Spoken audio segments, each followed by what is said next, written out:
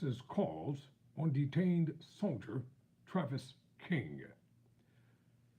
No new communications since contact soon after U.S. soldier went across the border, the State Department says. I'm Tyrone Bowman. This is Tyrone Bowman Tonight. According to the Wall Street Journal, and I'm going to read this article in a moment, but I want you to see who the soldier is. This is a soldier who is of, well, you can see.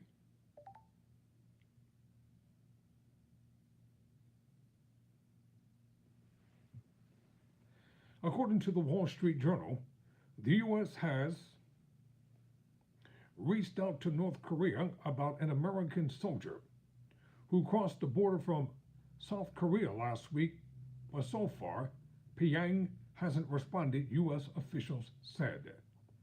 British Army Lieutenant General Andrew Harris told a briefing on Monday that the U.S. has attempted to have conversations with the North Koreans using a communications line established under their armistice agreement that ended combat in the 1950 to 53 Korean War.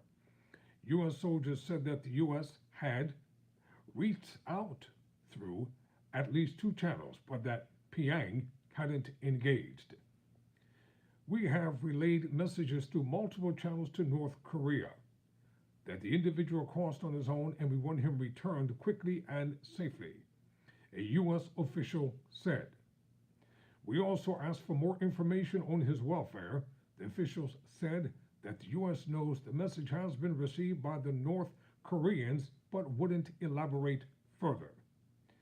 The United Nations Command in Seoul, which is led by an American general who also leads U.S. Forces Korea, has made attempts to reach out to Pyongyang, the White House using Sweden as an intermediary, but has also made similar attempts, officials said. A spokesman for the U.S. Department also said that the UN and North Koreans hadn't been in regular contact since King's initial flight. The spokesman, Matt Miller, denied reports that the UN command had been in regular touch with the North Koreans, suggesting there had been a misinterpretation. I'm not aware of any new communications other than those that happened in the very early hours or early days after he went across the border, said Matt Miller. Private Second Class Travis King, 23 years old, has been detained in North Korea since he crossed the border while on a tour last Tuesday of the Joint Security Area, part of the demilitarized zone separating the two Koreas. The primary concern for us is Private King's welfare, Harrison said. He said he remains optimistic but declined to provide details on the talks, citing their sensitivity.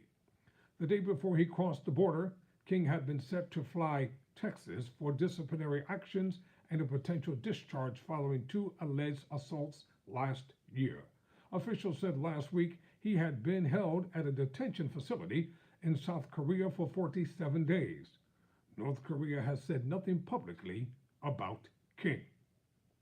King's crossing has raised questions about the U.S. military's handling of personnel at overseas bases.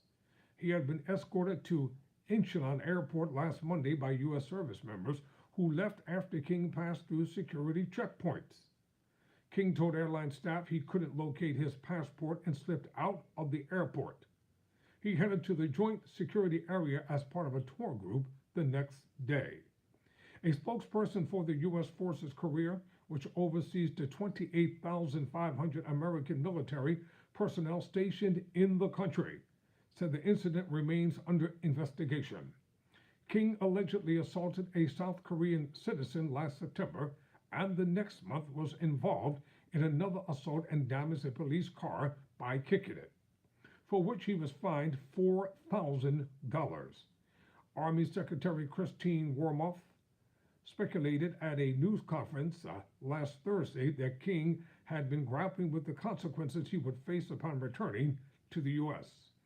North Korea watchers say King's voluntary entry into the country may make winning his release difficult.